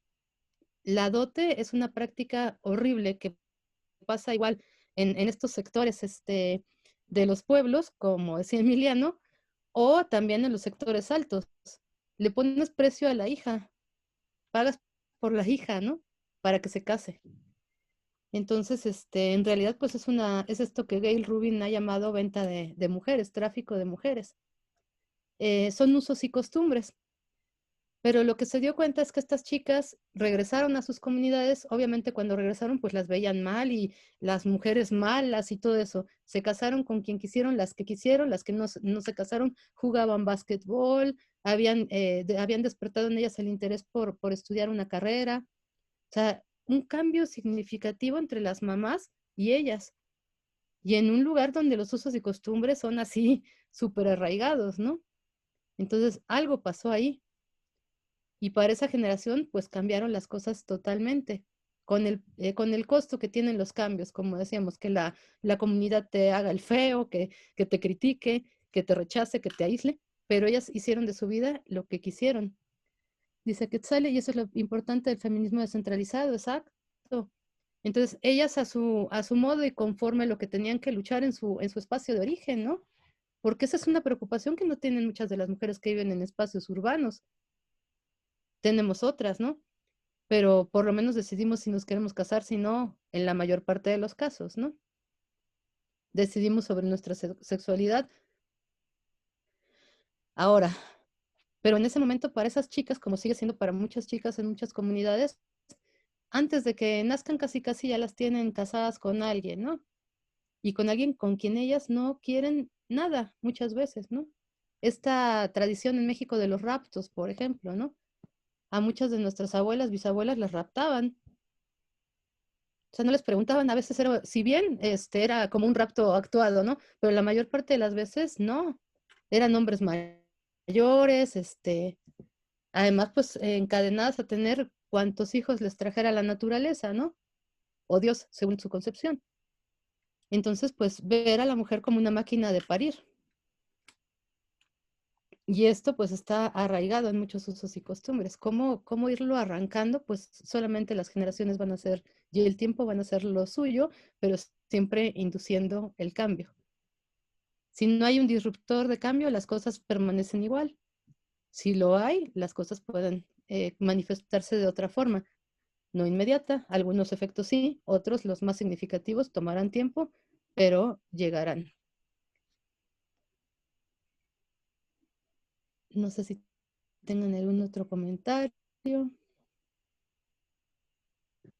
Yo, Adelante, a mí Quetzal. me pasa un poco lo que le pasa a Cintia, porque bueno, yo soy de un pueblo de Hidalgo y también cuando yo me fui a estudiar a la universidad, pues dejé de venir más o menos como un año y cuando vuelvo empecé así como a notar todo lo que mis compañeritas de la prepa y mis compañeritos de la prepa hacían y que ahora yo veía como de, no, es que eso está mal, no, es que así no es, ¿no? O sea, pero que cuando yo vivía aquí, yo no lo notaba porque entraba en estas mismas lógicas de acción, ¿no? Por el hecho de estar en este espacio, ¿no? Y también, o sea, tengo una prima que va en la secundaria y el otro día estaba hablando con ella y también, no, es que nosotros ya no hacemos esto, ¿no? O nosotras ya no nos dejamos que nos hagan lo otro. Y yo siempre le decía, no, no te dejes, o sea, si te quieren estar callando, si te quieren, porque a veces en la secundaria es como muy común que les levantan la falda a las niñas, ¿no? A mí me pasaba, por ejemplo. Entonces, no, no te dejes y pégales, ¿no? Y acúsalos y todo el tiempo le decía que ya no se dejara, ¿no? Y era como de, no, pues si ya está, llamaron a la mamá de fulana porque le pegó al niño, ¿no? O sea, también notar mucho este cambio en las nuevas generaciones, ¿no? Y también, como dice Cintia, sentirse bien orgullosas de estas niñas que sí ya se están defendiendo, que sí ya están cambiando y rompiendo este tipo de actitudes y de acciones. O sea, yo, por ejemplo, me acuerdo que yo tenía 15 años y me daba pavor, así, pavor, pasar por una esquina donde siempre me molestaban, siempre. O sea, siempre, siempre, siempre, ¿no? Y ahorita ver cómo, pues, o sea, desafortunadamente sigue pasando, pero también los mismos compañeros y las mismas compañeras ya se ponen al brinco, ¿no? O sea, ya los callan, les pegan, los acusan con los papás, o sea, ya hacen algo. Y eso también es como, a mí me sorprende mucho y me da mucho como orgullo, ¿no? Y otra cosa también es que, pues, grandes y chicos, o sea, porque desafortunadamente también aquí, pues, el tema de los feminicidios está, pues sí, se está haciendo muy presente, muy, muy presente, ¿no? Y también muchas mamás, muchas mujeres grandes están también tomando ya partido en este tipo de movimiento, ¿no? O sea, ya están saliendo a gritar y a ya no callarse por sus hijas, por sus hermanas, por todos, ¿no? Y yo le decía a mi mamá hace poco, ¿no? O sea, me da mucha tristeza que tenga que ser por un feminicidio. O sea, qué feo que haya tenido que pasar esto para que las mujeres de mi pueblo se unan, ¿no? Pero al final, pues ya poco en poco, también aquí ya se está viendo todo ese tipo de cosas. Pues ya. Gracias a Quetzal. Y sí, definitivamente, pues sí, todo se está trastocando y que claro, siempre va a haber resistencia al cambio, ¿no? Sabemos que quien ha sido beneficiado por un sistema, pues no lo va a soltar tan fácilmente, ¿no? Entonces, pues se va a defender, esas prácticas, pues se van a defender con uñas y dientes, ¿no? Y una de esas formas de desvirtuar las cosas, pues es volver como a las víctimas, culpabilizarlas. Esta cuestión que también pues ha sido muy, muy notoria desde cuestiones de acoso hasta cuestiones de feminicidios. Decir, es que por qué, y bueno, ahí vemos la respuesta del violador eres tú, o sea, yo no tengo la culpa, o sea, tú me agrediste porque algo no anda bien en tu cabeza, ¿no? Claro. Y además la cultura lo defiende todo esto, ¿no? Pero nadie provoca esas situaciones. O sea, eso no se da porque, pues es que salió tarde, o tomó, o se viste de tal manera. Entonces, pues eso es también algo que hay que mencionar y pues habrá gente que resista muchísimo al cambio, Sí, sí, pero pues definitivamente. ahí va todo. Gracias a Quetzali, dice Christopher, ¿qué papel pueden encontrar las comunidades LGBTTTIQ en los feminismos? Es decir, han sido sectores sumamente discriminados que en ocasiones también tienen choques con algunas compañeras feministas. Así que quisiera saber cuál es su opinión respecto a la dinámica entre ambos grupos en cuanto al movimiento. Bueno, pues yo trabajo con chicas trans, entonces tengo otra visión de las cosas y sí sé que hay muchos sectores del feminismo que, bueno, algunos sectores del feminismo que no están como en la idea de integrarlas dentro del movimiento. Sin embargo, pues hoy que hablábamos de esta cuestión de los feminicidios, los transfeminicidios han crecido también de una manera exorbitante. Y las chicas trans se empiezan a organizar cada vez más. Creo que cambios significativos que se han logrado por parte de las comunidades, pues ha sido el reconocimiento a estas otras nuevas formas de familia. Creo que este es un cambio y no menor, ¿eh? Creo que es un cambio sustancial. Hace poco veía un documental colombiano que también me pareció muy bueno porque era sobre la adopción. Cuando la sociedad mexicana va a aceptar y ver con buenos ojos familias que no son las tradicionales. Eso es como bien importante, ¿no? Y esto, cada vez es más frecuente. Entonces, creo que ese ha sido otro cambio fundamental. Hace no mucho me tocó viajar a La Paz y me llamó la atención que había una campaña contra los matrimonios homoparentales, pero era una campaña pagada, o sea, había espectaculares, había estos letreros que ponen en los parabuses, aparte con unas imágenes totalmente descontextualizadas que decían, no, es que al rato vamos a permitir esto, y salía una foto así como de unos mormones casándose en Salt Lake, ahí en grupo, cosas así que ya ni existen, eh, pero era una campaña muy, muy fuerte, ¿no? O sea, como para decir, no, el matrimonio ideal es hombre, mujer y tener tantos hijitos, ¿no? Entonces, ¿quién pone las reglas? Las hemos tratado de evitar y nos las han impuesto, ¿no? Y en ese sentido, yo creo que incluso, bueno, empieza a haber ya manifestación de transfeminismos y eso me parece bien interesante, porque ellas también tienen su forma de vivir ese sistema patriarcal. Claro. Ellas también viven la opresión de ese sistema patriarcal. Y además en esta sociedad Sí. que es tan doble moral, Ujú. entonces, creo que son cosas que también vamos a empezar a ver con mucha fuerza en los próximos años. Más presencias, ahorita pues hay en muchos estados está como esta lucha por las reasignaciones de nombre, por ejemplo, y son procesos larguísimos. Yo tengo un estudiante trans y no, a pesar de que tiene metido un juicio ahí para cambiar su nombre, y la familia está apoyándole y todo esto, el sistema jurídico mexicano es, pero como del siglo XVI, ¿eh? En esos términos. Ujú. Entonces es cambiar todos sus papeles, los papeles de la escuela y todo eso, pues es su identidad y hay que respetarla.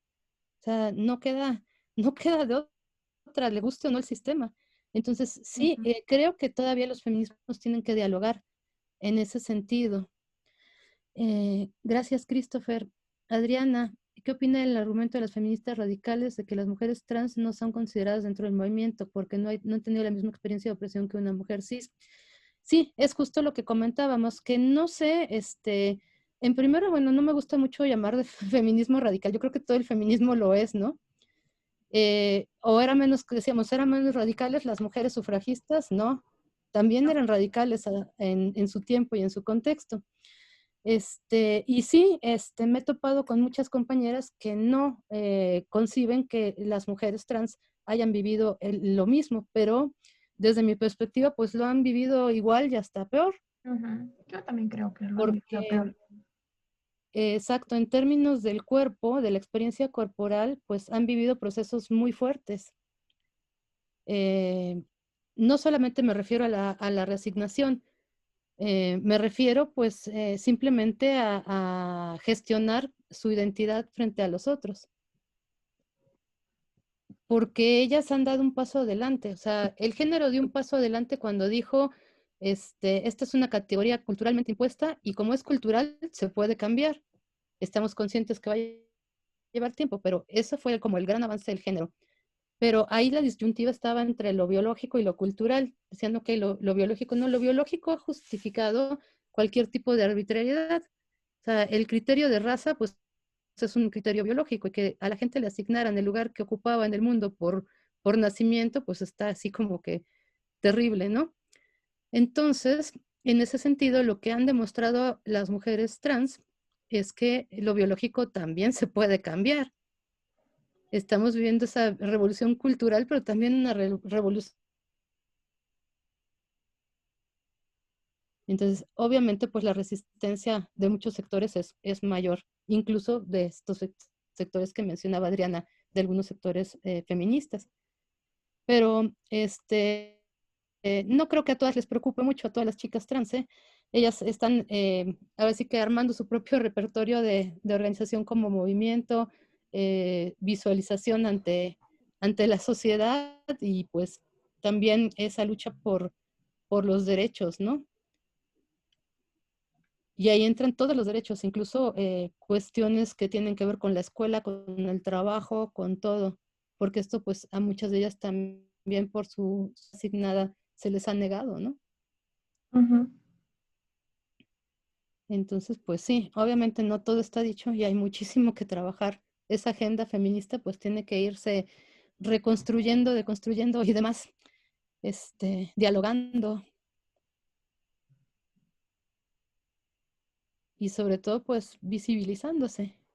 Y ahí va.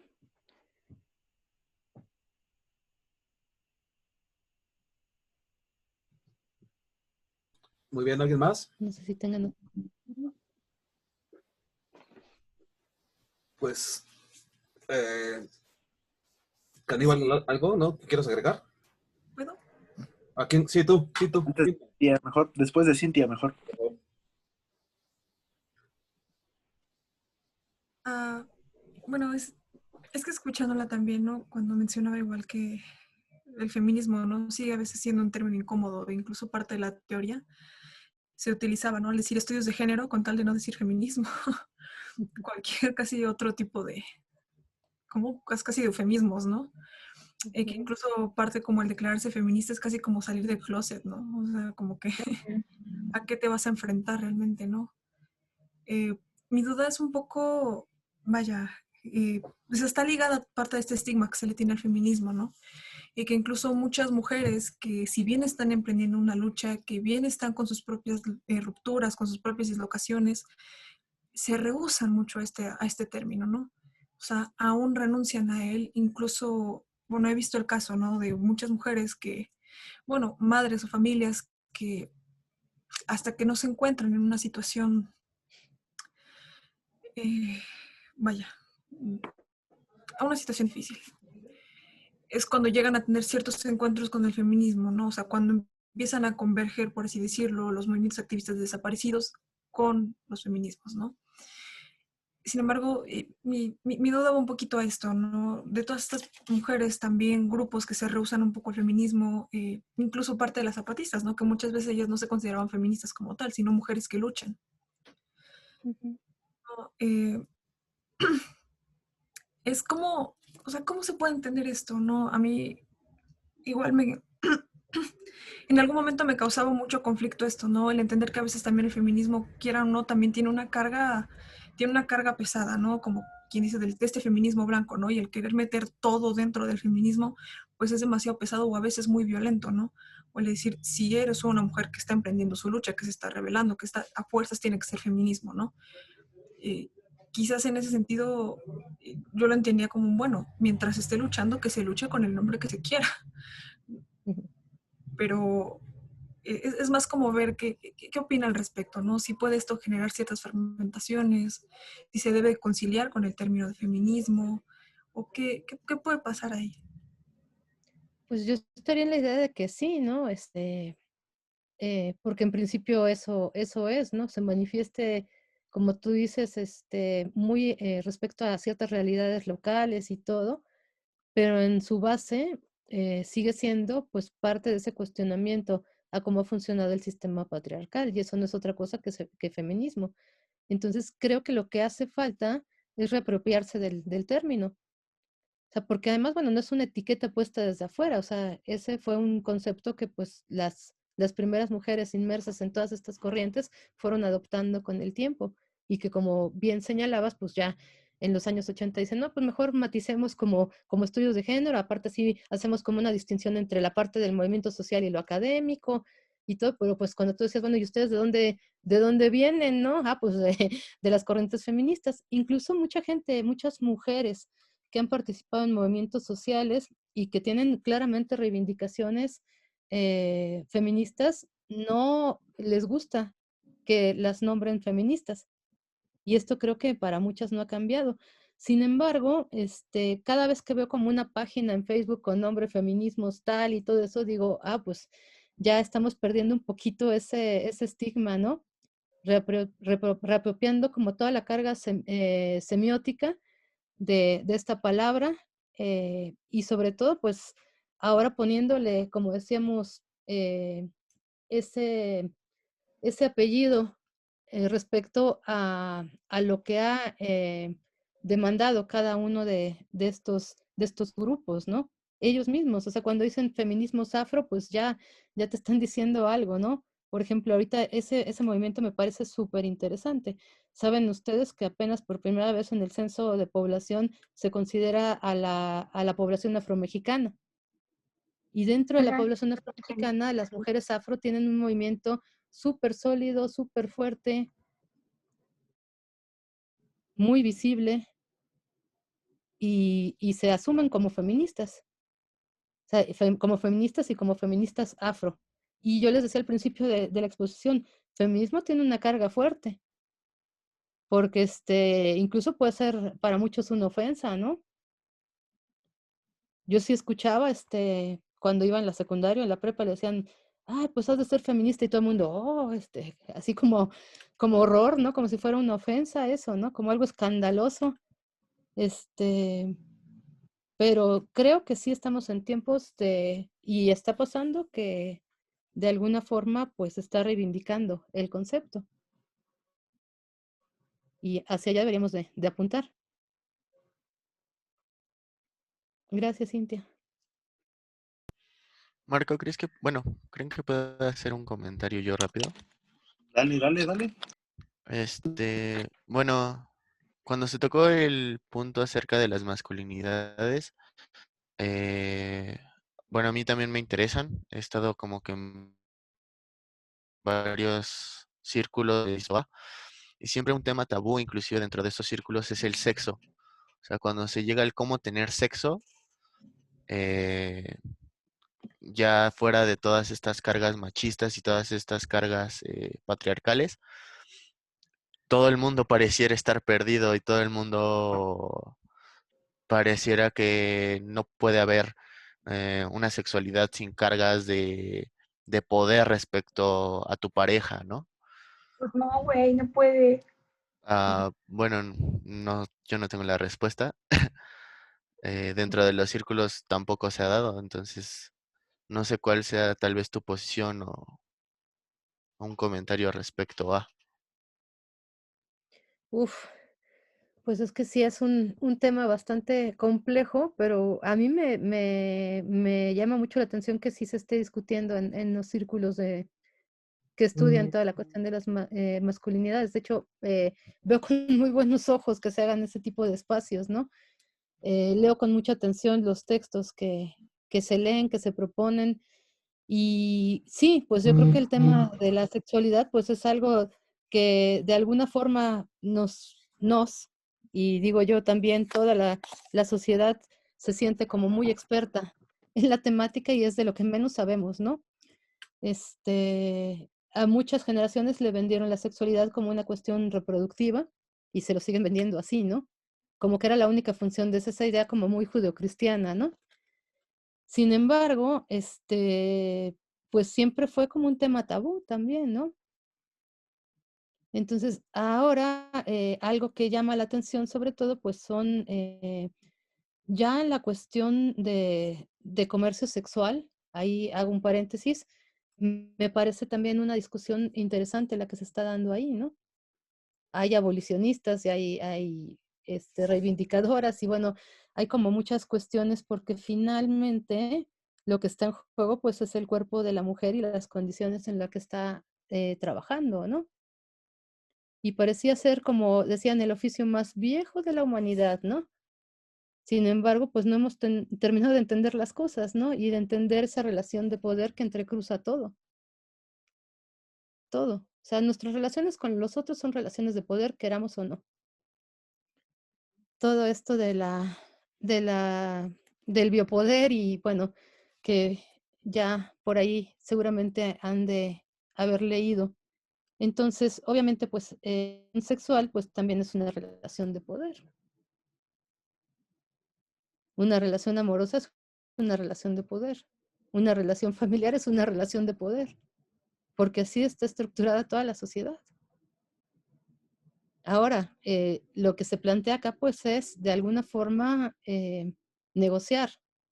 O sea, realmente lo que estamos haciendo cuando promovemos cambios sociales son negociaciones. Sí, pero no ahora, sí, sí, sí, no, no. Y todas nuestras relaciones vienen mediadas por esas negociaciones, que en otros tiempos pues eran impensables, así eran, y no había ni que cuestionarlas, ¿no? Es que es justo eso, porque cuando vino, bueno, tuvimos la oportunidad de hablar con un compañero anarquista, en donde se hablaba mucho acerca del cambio desde tu vivencia, desde el cómo tú eh,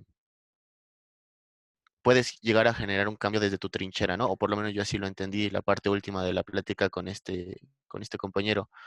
Y me causó mucho ruido que dentro de estos círculos simplemente no hubiera un mapeo. O sea, no existe como, existe la disposición a hablar, pero no existe desde el dónde podemos empezar a desmenuzar esto. Yo creo que más evocado eso era mi pregunta.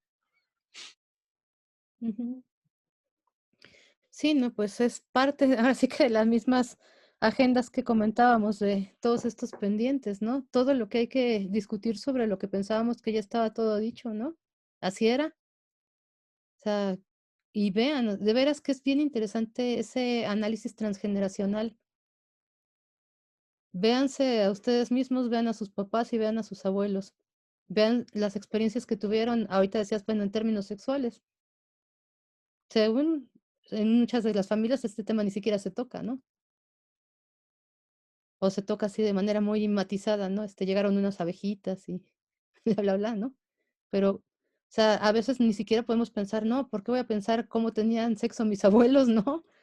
O por qué, o si ella quería, o si este tipo de cosas, ¿no? Son súper tabús, pero hay que irlos rompiendo. Y sí van a ver ese cambio generacional. O sea, sería terrible que sigamos viviendo como vivían nuestros abuelos, ¿no? En términos de relaciones humanas, de relaciones afectivas. Entonces, yo creo que podemos hacer ese ejercicio y por ahí comenzar, ¿no? ¿Qué es lo que no estamos dispuestas a reproducir? Muchas gracias. Gracias a ti, Eduardo. ¿Alguien más o los últimos comentarios de los profes para despedirnos? Pues bueno, Olivia, igual es muy interesante pensar el feminismo, porque es un movimiento pues ya que ha trascendido, ¿no? Actualmente ya ha tenido varios pasos galopantes, ¿no? Como la ley Olimpia, y pareciera que es un movimiento como que no tuvo como gran auge, pero ahora lo tiene más, ¿no? Creo que este es como el 8 de marzo fue muy representativo en América Latina. Creo que fue Chile, Argentina y México, y bueno, Me parece muy interesante todos estos movimientos, pero creo que más que como sujetos repensarnos como feministas, creo que no pareciera como tan, pareciera que no es tan pertinente, ¿no? Parece que es como uno como hombre, como repensar sus privilegios de género y desde ahí partir, ¿no? Creo que eso es lo que nos toca a nosotros los hombres, más que repensarnos desde nuestros privilegios, desde nuestra clase y desde nuestro, más bien como un poco como de etnia, ¿no? Más bien como sujeto mestizo, blanco, pareciera, cómo nos ponemos a relacionarnos, ¿no? Yo creo que el parto siempre, cómo podemos relacionarnos nosotros los hombres, nuestras relaciones cotidianas, ¿no? De familia, de pareja, en el trabajo. Yo creo que desde ahí podríamos partir y de nuestro privilegio de género y de clase, ¿no? Porque nunca hay que dejar de lado el análisis transclasista como lo hace Marx, ¿no? Yo creo que desde ahí podríamos partir, Olivia. Es más que nada como un comentario y pues lanzarlo a la reflexión para los demás compañeros, Olivia. Yo creo que eso es como mi anotación de hoy. Seguro, Marco. Pues sí, realmente algo que nos permite hablar de este tema, pues es también partir desde nuestras necesidades y experiencias personales, ¿no? Ay, perdón. Y en ese sentido, contar con todo ese bagaje que nos dan las ciencias sociales para entender realmente, pues, esto que estamos viviendo al día de hoy, ¿no? Y como les decía en un principio, o sea, no podemos tener la misma opinión que vemos vertida muchas veces en las redes, ¿no?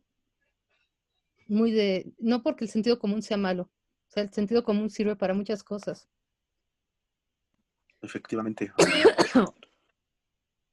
Pero en este punto creo que cualquiera de nosotras y de nosotros tenemos herramientas para... Hay algo que me gustaría como... Ay, perdón. Adelante. No, adelante. No, o sea, que me encantaría ahorita que lo acaba como de meter Marco, como de ampliar ligeramente el abordaje, ¿no? Cuando ahorita que mencionaba también de esos privilegios, y es algo que como mujer se pide, ¿no? Como mujer se pide mucho a gritos, ¿no? Cuando dicen, es que no te entiendo, es que no te estás dando cuenta, ¿no? Pero a veces, bueno, cuando empecé a tener incluso también un poco de acercamiento a las masculinidades, y que para nosotras a veces es tan inteligible de decir, bueno, o sea, que tan difícil es el que cambies ciertos comportamientos violentos como hombres, etcétera, hacia las mujeres, ¿no? Pero de repente se empieza a advertir, es que ni siquiera lo están haciendo ellos mismos, es que ni siquiera se están cuidando también entre ellos. Cuando a veces salen estos reclamos clásicos, ¿no? De sí, es que también matan hombres, es que también morimos en condiciones de trabajo así y así y así y así. Efectivamente, nadie lo está negando, pero no es contra acá, ¿no? O sea, realmente también es establecer también estos lazos de cuidado también entre hombres, empezar a romper todos estos estigmas. Recuerdo haber escuchado también el caso, bueno, de un profesor que nos comentaba, no sé, es que también he tenido la experiencia en que mis amigos, personalmente, cuando me ven o cuando saben que también soy homosexual, como que empiezan a cargar en mí cierta carga de cuidado, como que lo vinculan a, que se niegan también entre ellos mismos como hombres. O sea, buscan en mí también cierto cuidado emocional, cierto que está más asociado, o sea, ahí vienen nuevamente estos estigmas de género, ¿no? Y que a veces, no solamente también verlo de los dos lados, ¿no? Era como que lo único que quería abonar era especificar esta parte de hay que reconocer nuestros privilegios como hombres, etcétera, pero también establecer estas líneas de cuidado, estas líneas que también van más allá, ¿no? Quizás suene muy cursi, pero pues, también el cuidado y el amor también son revolucionarios, ¿no? También entre ellos, sobre todo cuando se les ha sido tan negado. Y ya, perdón. A ver más cosas, ¿no? Muchas gracias, Cintia. Sí, me hiciste pensar en un texto de, ay, ¿cómo se llama esta autora? Se apellida Tuñón, sobre el cine. Ella analiza mucho la parte del cine, pero tiene unos fragmentos en un libro hace un análisis sobre el cine de oro mexicano, ¿no? Y sobre las lágrimas en los hombres. ¿En qué momentos sí se les permite llorar, no? Que si murió un hijo, sí. Cuando están tomados, sí. Pero en otros contextos es mal visto, ¿no? Entonces todo esto de los hombres no lloran parece algo así como una cuestión muy, muy repetitiva y hasta ficcional, pero en el fondo pues es la impronta que así que nos han inculcado desde pequeños a unos y a otros, ¿no? Entonces sí, ahora esto que llaman antropología de las emociones me parece bien interesante porque justamente analiza en este contexto pues cuál es nuestro rol como hombres y mujeres frente a las emociones. Y entonces pues vamos con lo nuevo, ¿no? De construir todo esto que ya está improntado en la psique, ¿no? Y que además pues lo cultural pues lo abraza más, ¿no? Lo hace más difícil de romper.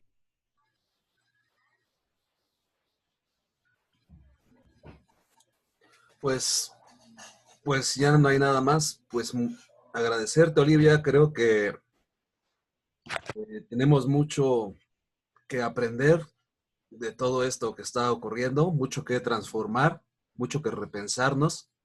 Como bien lo mencionamos, creo que todos en algún momento hemos caído en una, varias o muchas actitudes totalmente machistas, totalmente que tenemos que reconstruir. Y esto ha ayudado precisamente para ayudar a repensarnos, ¿no? El movimiento lo hacen las mujeres, está claro. Nosotros tenemos que aprender más bien y reconstruirnos y no tratar de dirigir más y quitarnos esta cultura patriarcal terrible, ¿no? Pues pues agradecerte mucho. Gracias por todo siempre, Olivia. Estamos al pendiente de todo lo que haces. Te admiramos mucho y te agradecemos mucho todo el apoyo. Te están dando ahorita aplausos virtuales ahí, los chicos. No, pues muchas gracias. Mucho gusto y pues ya saben dónde encontrarme por ahí. Y gracias por la invitación. Siempre es una oportunidad nueva y refrescante. Y regresar pues a la UNAM siempre pues es con mucho orgullo. No, gracias a ti. Gracias. Es muy necesario seguir tocando estos temas y aprender de estos temas. Pues gracias a todos y nos vemos el próximo viernes. Hasta luego. Gracias, que tengan buena tarde. Bye. Gracias. Bye.